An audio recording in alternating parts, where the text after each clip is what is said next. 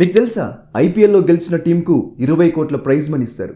కానీ షాకింగ్ విషయం ఏంటంటే ప్రతి టీంకు దాదాపు 200 కోట్ల రూపాయలు ఖర్చు చేస్తుంటారు ఈ టీమ్స్కి చెందిన ఓనర్స్. అంటే ప్లేయర్స్కి జీతాలు ఇవ్వడం, వాళ్ళ ప్రయాణాలకు అయ్యే ఖర్చు, వాళ్ళ ప్రాక్టీస్కు అయ్యే ఖర్చు, లగ్జరీ హోటల్స్లో ప్లేయర్స్ను ఉంచాలి కాబట్టి ఆ ఖర్చు, అలాగే స్టాఫ్కు జీతాలు ఇవ్వడం, ఇలా మొత్తం అన్నీ కలిపి 200 నుంచి 250 కోట్లు ఖర్చు అవుతుంది ఓనర్స్కి. మరైతే దాదాపు 2 నెలలు ఎంతో కష్టపడి ఎంతో ఖర్చు చేసేది ఫైనల్స్లో కేవలం ఆ 20 కోట్లు గెలుచుకోవడానిక?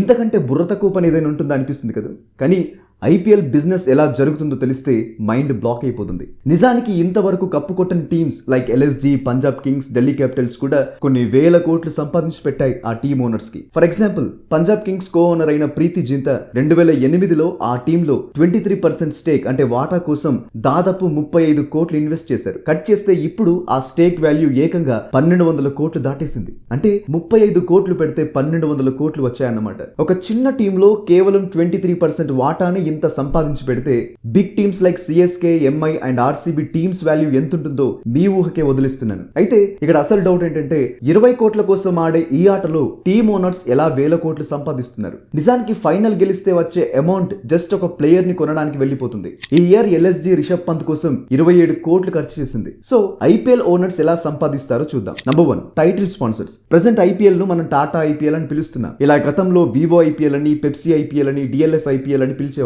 అలా 2024 నుంచి 2028 వరకు అంటే 5 సంవత్సరాలు టైటిల్ స్పాన్సర్ చేయడానికి టాటా 2500 కోట్లు బీసీసీఐ కు ఇచ్చింది. ఇందులో 50% బీసీసీఐ ఉంచుకుని మిగతా 50% టీమ్ ఓనర్స్ కు ఇచ్చేస్తుంది. Number 2, official sponsors. CEAT tyres అనే కంపెనీ స్ట్రాటజిక్ టైమ్ అవుట్ ని స్పాన్సర్ చేయడానికి ఇయర్లీ 30 crores బీసీసీఐ కు ఇస్తుంది. ఇందులో నుండి కూడా సగం ఓనర్స్ కి వెళ్తుంది. కింగ్ ఫిషర్, టాటా న్యూ బాక్స్, రూపే, ఏంజిల్ వన్ ఇలా అన్ని బ్రాండ్ల ద్వారా 150 కోట్లు ఐపీఎల్ ఓనర్స్ కు వెళ్తాయి. Number 3, right to broadcasters. ఇదే ఐపీఎల్ ఓనర్స్ కి అతిపెద్ద income source. Star Sports and Jio హాట్స్టార్లు కలిసి 2023 నుంచి 2027 వరకు ఐపీఎల్ ను ప్రసారం చేయడానికి బీసీసీఐకు 48,000 కోట్లు ఇచ్చాయి. ఇందులో సగం టీమ్ ఓనర్స్ కి వెళ్తుంది. అంటే ఊహించండి ఎంత పెద్ద లాభం.